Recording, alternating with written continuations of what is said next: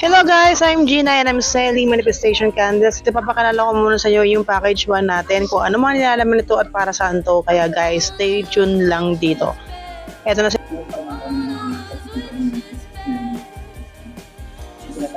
Siyang manood sa variety show na Superstar. Wala. Hindi mas ako sa kanya ng buwan na lang. Hindi pa alam na guest dito na city.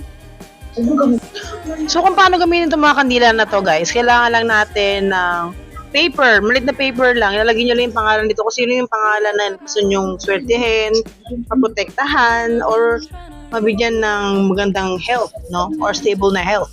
So, nakadepende to. The universal seal to, guys. Kahit ilang name ang ilagay nyo dyan. Gusto nyo magkaroon ng swerte, protection, and health stability. So, yun po yun, guys, no? And mas effective siya pag meron din kayong laurel, leaves, yun siya lalagay. Yun lang po, and sana maging okay itong pag yun yung pagmamanifest. Isusunog lang po siya habang nakasindi ang kandila ito. Yun lang po.